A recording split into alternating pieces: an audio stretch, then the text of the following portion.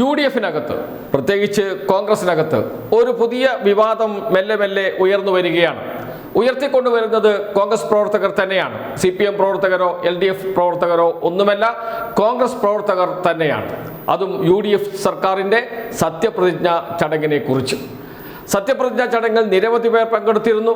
VVIPകൾ ഉണ്ടായിരുന്നു, സാധാരണ കോൺഗ്രസ് പ്രവർത്തകരും ഉണ്ടായിരുന്നു. സാധാരണ കോൺഗ്രസ് പ്രവർത്തകർക്ക് എന്ന് വെച്ചാൽ കോൺഗ്രസിൻ്റെ പ്രധാനപ്പെട്ട നേതാക്കൾക്ക് ഉൾപ്പെടെ വേദിയിലേക്ക് എത്താൻ കഴിഞ്ഞില്ല, സദസ്സിലേക്ക് പോലും എത്താൻ കഴിഞ്ഞില്ല. വളരെ ദൂരെ നിന്ന് അവർക്ക് മടങ്ങിപ്പോകേണ്ടി വന്നത് നാം കണ്ടതാണ്. പ്രധാനപ്പെട്ട നേതാക്കൾക്ക്, മന്ത്രിമാരുടെ അടുത്ത ബന്ധുക്കൾ വരെ തിരക്കിൽപ്പെട്ട് ഉഴലുന്ന കാഴ്ചയും നാം കണ്ടതാണ്. അപ്പോഴാണ് നടി റിനി ആൻ ജോർജ് വളരെ കൂളായി VVIP പാസുമായി വേദിയിലേക്ക് എത്തുന്നത്. തെലങ്കാന മുഖ്യമന്ത്രിയുടെ അടുത്തെത്തി അദ്ദേഹവുമായി ഒരു ഫോട്ടോ എടുക്കുന്നു, അത് ഫേസ്ബുക്കിൽ പങ്കുവെക്കുന്നു. ഇപ്പോഴിതാ ചോദ്യവുമായി വന്നിരിക്കുന്നത് യൂത്ത് കോൺഗ്രസിന്റെ കണ്ണൂർ ജില്ലാ പ്രസിഡന്റ് വിജിൽ മോഹനാണ്. ചോദിക്കുന്ന ചോദ്യം കാര്യമാത്ര പ്രസക്തമാണ്. എങ്ങനെയാണ് നടി റിനി ആൻ ജോർജ് VVIP പാസുമായി വേദിയിലെത്തിയത് എന്നാണ്.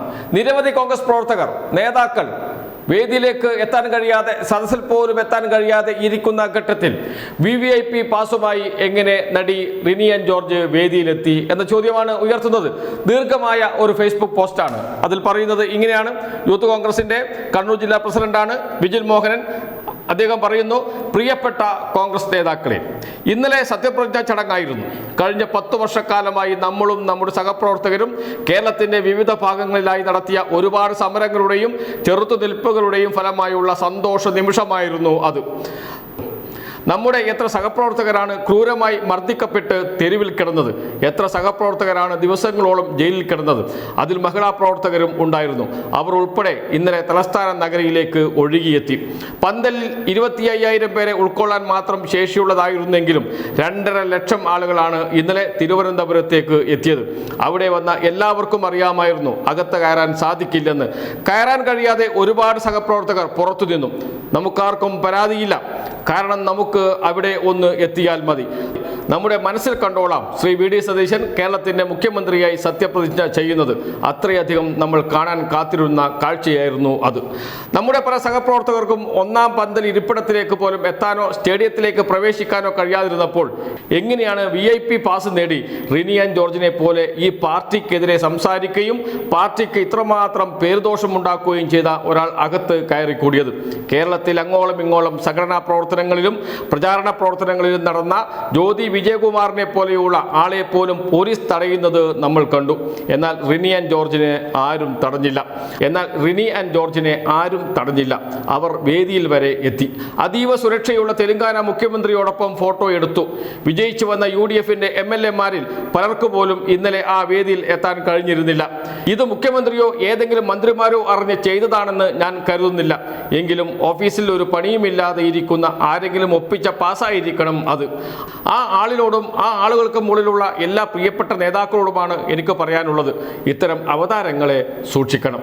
ഇത്തരം ആളുകൾ ഓഫീസുകളിലേക്ക് കടന്നു കയറിയതിൻ്റെ ഫലം കോൺഗ്രസ് നന്നായി അറിഞ്ഞതാണ്. സ്വപ്നയും സരിതയും കയറിയതിൻ്റെ ഫലം 2 മുൻ മുഖ്യമന്ത്രിമാർ അനുഭവിച്ചതും നമുക്ക് അറിയാം.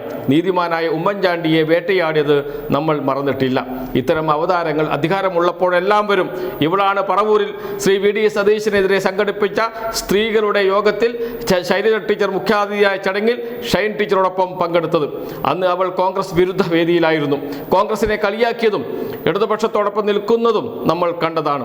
എന്നിട്ടും ഇവളെ പോലെയുള്ള ആളുകളെ എൻ്റർടൈൻ ചെയ്യുന്ന ഏതെങ്കിലും ഓഫീസിലെ ജീവനക്കാരുണ്ടെങ്കിൽ അവരോട് ഞങ്ങൾ പറയും, നിങ്ങൾ ഉണ്ടാക്കിയെടുത്തതല്ല ഈ സർക്കാർ, ഞങ്ങൾ തെരുവിൽ സമരം ചെയ്ത് ഉണ്ടാക്കിയെടുത്തതാണ് ഈ സർക്കാർ.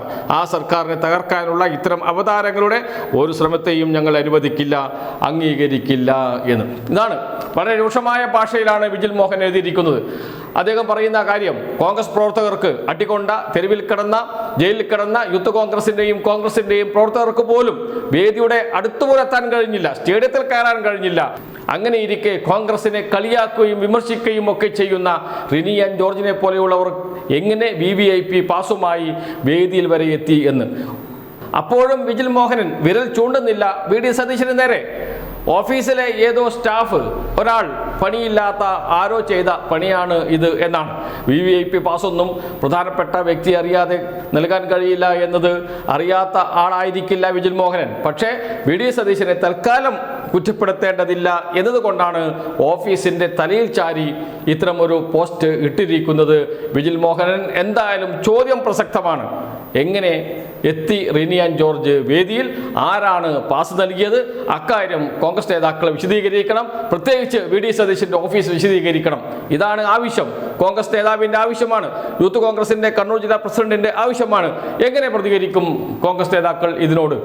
ഒന്നും മിണ്ടാൻ സാധ്യതയില്ല, അവഗണിച്ച് വിടാനാണ് സാധ്യത. പക്ഷേ കോൺഗ്രസിനകത്ത് വലിയ ചർച്ചയായി ഇക്കാര്യം മാറി തുടങ്ങിയിട്ടുണ്ട് എന്നർത്ഥം.